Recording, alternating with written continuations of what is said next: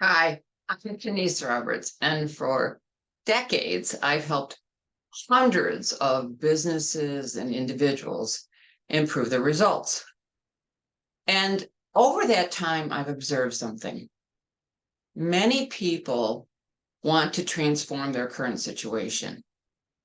And unfortunately, only a few actually do. And so it had me wonder, what could I do? What could I do to help people become who they want to be and do what they want to accomplish?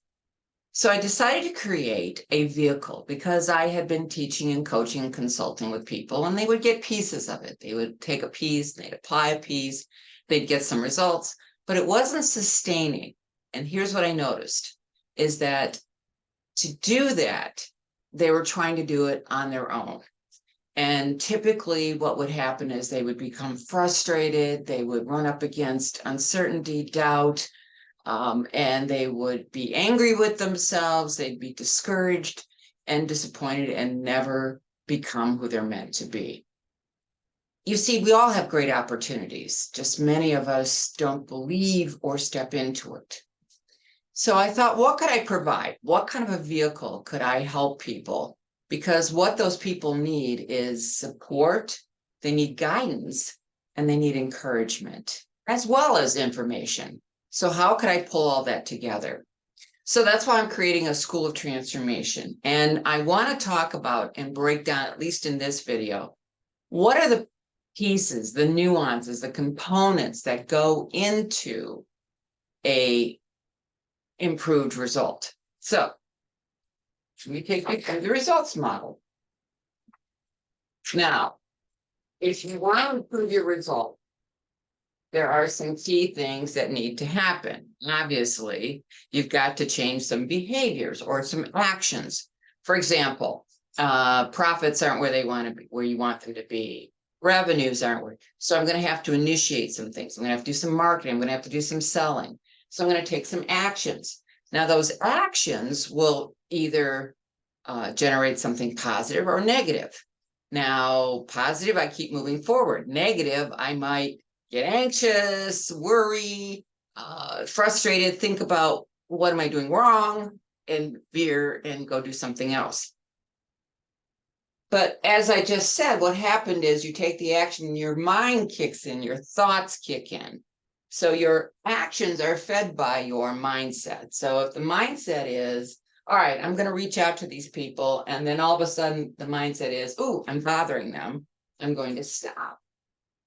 But even your mindset, even if you push through that and say, no, I'm gonna keep going, your conditioning kicks in, which is your habits.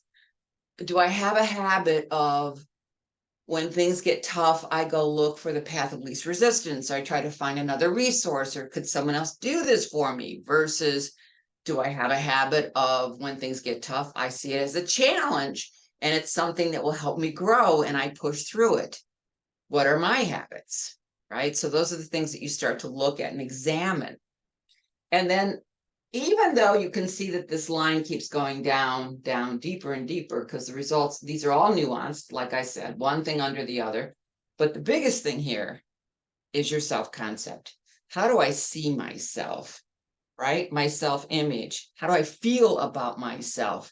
Do I see myself as a people pleaser, or do I see myself as bold? Do I see myself as timid? Do I see myself, and how do I feel about myself?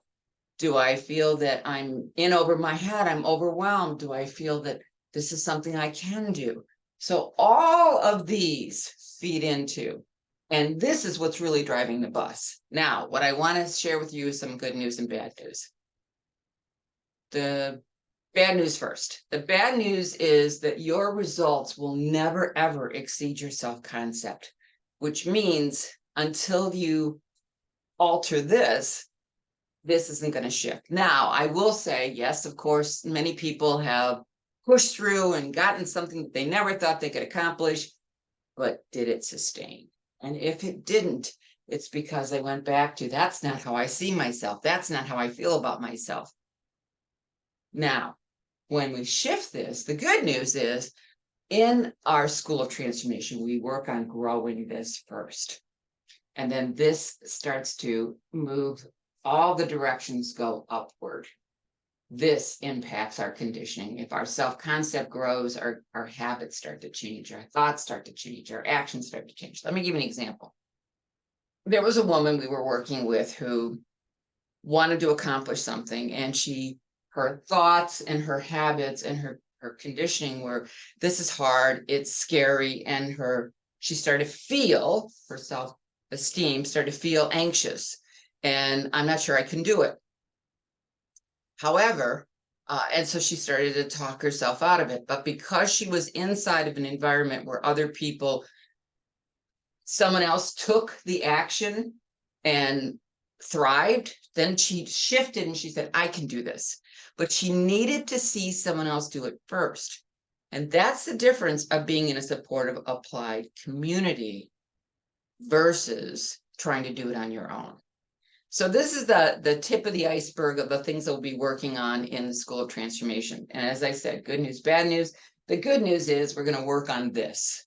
And as we work on this, all of this shifts. And we're going to do it in incremental steps. So it's not like major, it's all doable, piece by piece by piece. So I wanted to give you an overview of the components of what's inside of a School of Transformation. We'll talk again about the emotional cycle of change, which is a predictable place that you will go through as you start to transform a situation, and how to handle that. All right, so stay tuned. More to come.